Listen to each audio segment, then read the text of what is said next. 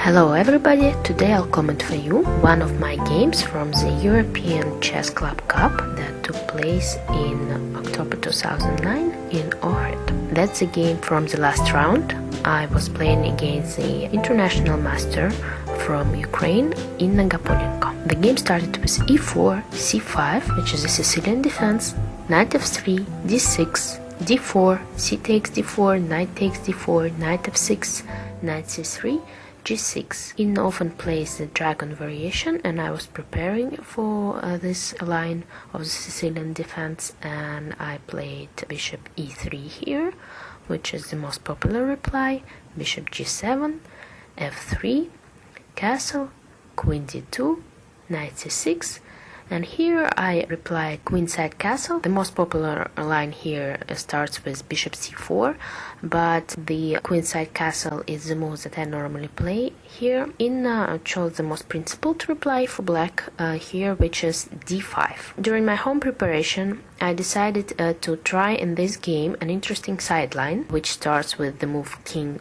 b1. The most popular move for white here is e takes d5, but I wanted to try to surprise my opponent, especially given the fact that in the sixth round, the round before, Inna won in a convincing style against Ketivan Arhamia Grant, also in the dragon, in the line with e takes d5. So I played king b1, and after some thought, Inna decided to opt for rook b8. The game continued with knight d to b5, and after a6, the knight continued his journey. I played a knight a7.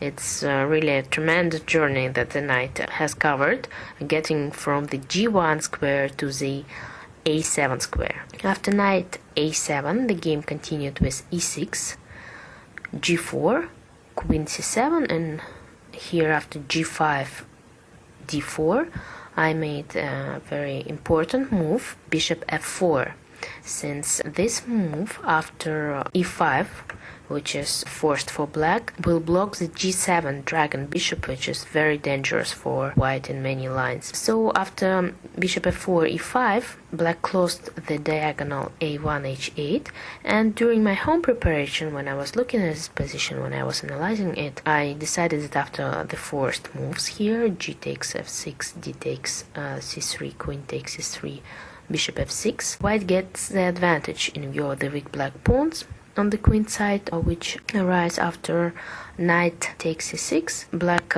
also will have some trouble to develop and coordinate her pieces. Another game in this variation continued with bishop h6 instead of knight takes c6, which is also possible. That was the game between Becerra and Charbonneau, and white won in that game. So I played knight takes c6, b takes c6, and here was the only moment in the game where I spent quite a few time choosing between two moves. One move is bishop e3, and the other move is bishop c4. After bishop e3, I didn't like the possibility for black to sacrifice her bishop on the 19th move, while after bishop c4, black can exchange the queens, and I wanted to keep the queens on the board.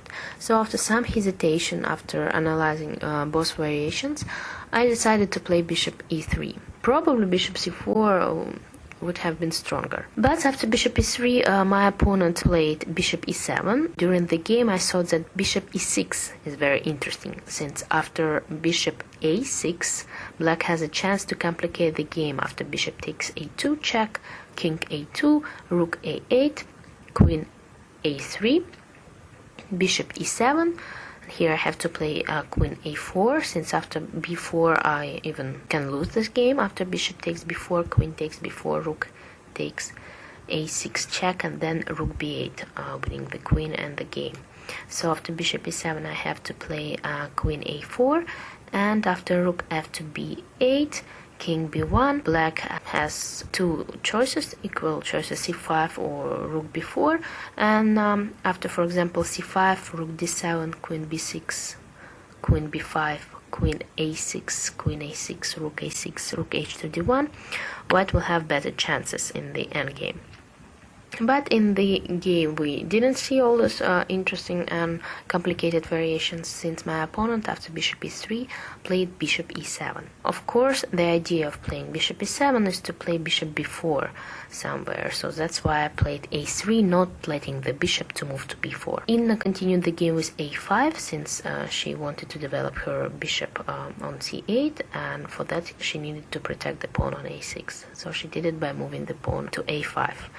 I replied with bishop c4, creating an obstacle for black's light squared bishop to develop on e6. Since now after bishop e6 I will simply take the bishop on e6 and black will have more weak pawns. That's why my opponent continued the game with bishop h3. Even though this move is quite understandable because black is trying to complete the development, she's trying to connect her rooks, but after this move the game is practically over. Since I replied with bishop h6, I'm opening the third ring. After rook f to e8, I continued the game with the very strong move f4, attacking the bishop on h3, and after f4 I have another strong idea, which is to play f5 to cut the bishop h3 out of play. Another interesting point in this position is that, for example, if black plays bishop g2 here, I win after bishop takes f7 check. King takes f7, queen c4 check, king f6, f takes e5, and black cannot save herself, since after queen takes e5 I will win the queen after rook d to f1 check, bishop takes f1, rook takes f1, black will need to protect the king by sacrificing the queen. If after f takes e5 black will take on e5 with the king, then after bishop to g7 check, in a few more moves white will checkmate the opponent's king. That's why after f4 black cannot move the bishop away from the diagonal h3 c8, since the bishop takes f7 will decide the game in that case. But after queen b6 I continued the game with f5, creating a deadly threat of taking on f7 now. Inna tried to protect by playing queen to c5, and after some thought I replied rook to d7. This is a strong move, but bishop takes f7 was also possible here, since after king takes f7, queen takes h3, queen takes a3, white wins by playing f takes g6 check, h takes g6, rook h to f1 check, king g8, queen e6, king h7, and now simply bishop to c1, protecting the square b2, and white will win in a few more moves.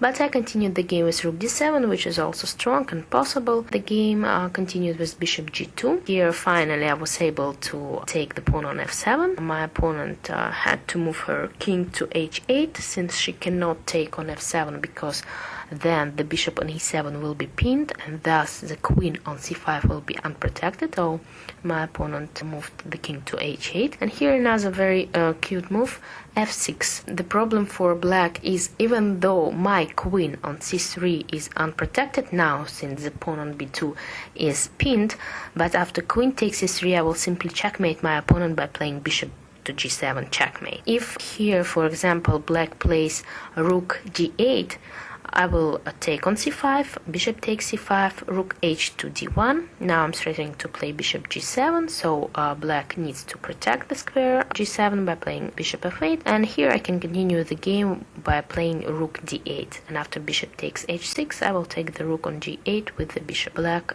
is losing.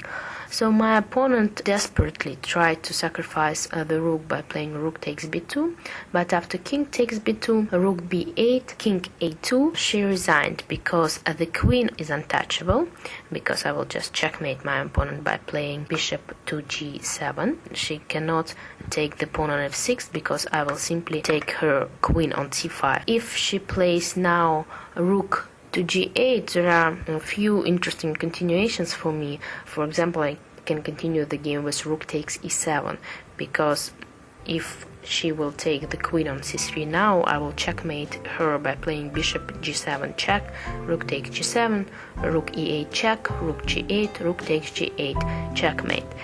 So that was a very nice game, good home preparation that helped my team to win silver medals in the competition, and that helped me to finish the tournament with a nice win.